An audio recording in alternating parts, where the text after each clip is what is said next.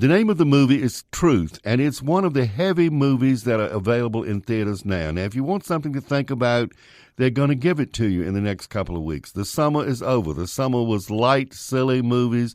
Now we're going to have a group of movies about serious subjects, including Concussion, which is about rewriting football rules. It stars Will Smith.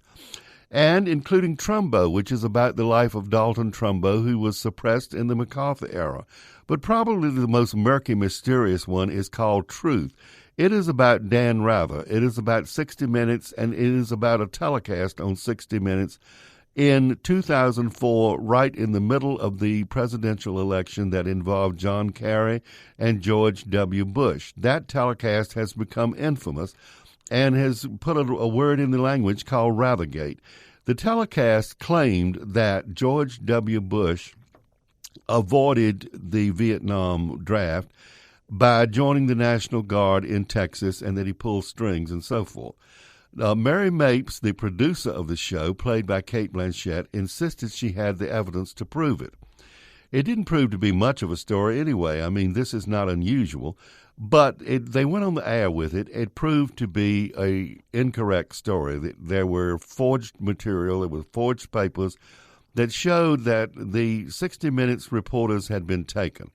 So the point is, how did they raise the money to make a movie that is seemingly sight unseen pro-George Bush? And, you know, everybody tells us that Hollywood is so liberal. And I know from going there often, it's difficult to find a Republican in California, in Hollywood.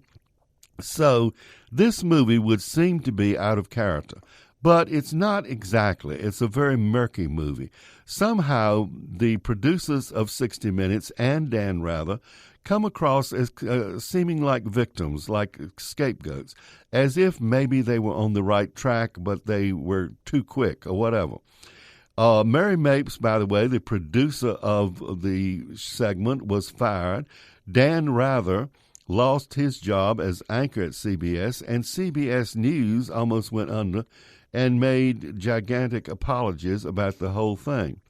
So it's very tricky as to what this movie is trying to say. Is it trying to say that they were on the right track, they just failed, or is it just trying to say, check the material, get it right? Anyway, the movie is called Truth.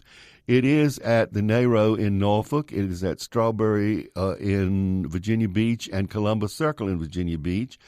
And it's an interesting movie. It doesn't really go anywhere, but, I mean, it's interesting to see the effort.